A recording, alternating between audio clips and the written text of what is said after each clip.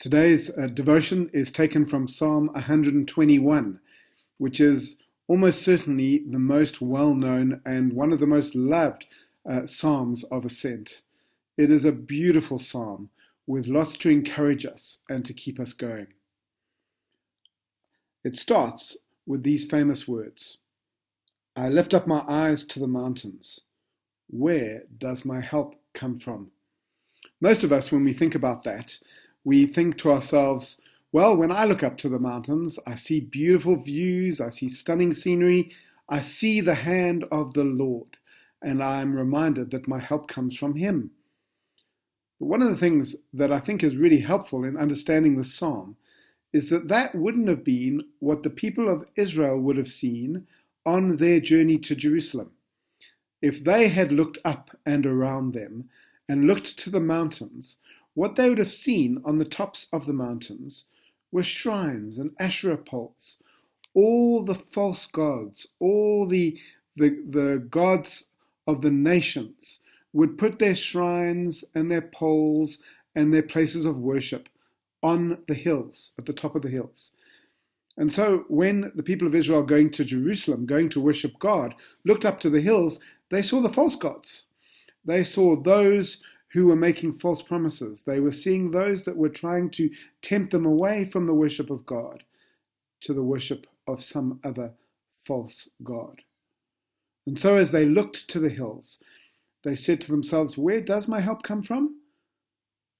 And the psalmist who had faith said, my help comes from the Lord, the maker of heaven and earth. In fact, a little bit later, he talks about the fact that the sun is a danger to him. There's the danger of sunstroke as they go on their journey. And the moon is even a danger to them. And it's interesting that the sun and the moon are probably the most common pieces of creation that have been worshipped as gods. And there would have been sun gods and moon gods and shrines to those particular gods on those mountains. And they were a very present danger. And so people would be tempted to go to those shrines to appease those gods on their journey. But the psalmist, on pilgrimage to Jerusalem, doesn't do that. He trusts in the Lord, the maker of heaven and earth.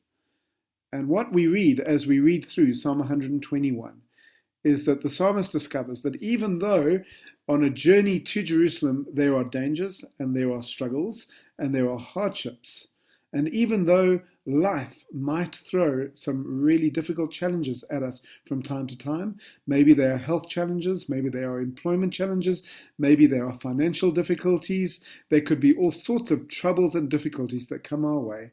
But the psalmist has come to learn that even in those difficulties and even with those difficulties, he can trust the Lord.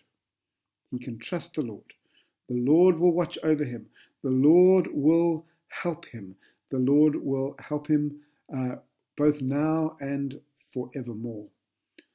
And I want to say that that is one of our great hopes and great triumphs and things to hold on to as Christian people, is that we have as much trouble as anybody in the world and maybe more. We know what it's like to struggle. And just because you're a Christian doesn't mean that you don't get those struggles. You have them anyway.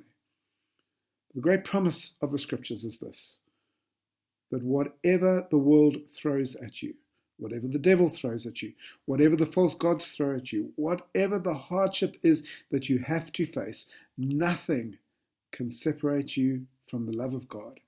The Lord will watch over you. The Lord will protect you, and He will get you to His heavenly home where you will be with Him forever. We need to hold on to that as Christians. Sometimes it's tempting to feel that when bad things happen to us, it's because we've done something wrong and God is angry with us. Sometimes we feel that God has forgotten us because maybe our prayers haven't been answered as we've wanted. And at other times, we have wondered if God doesn't have more important people to deal with than just little old me. None of those things are true. God cares for you. God loves you. God watches over you. He never allows harm to separate you from Him. Psalm 121 is true. You can hold on to it. even in the difficulties, even in the challenges, even when life is tough. Please do that. I pray you will. Keep trusting the Lord. Psalm 121 is a beautiful psalm of trust. And I hope that that trust will be yours too. God bless you. See you tomorrow.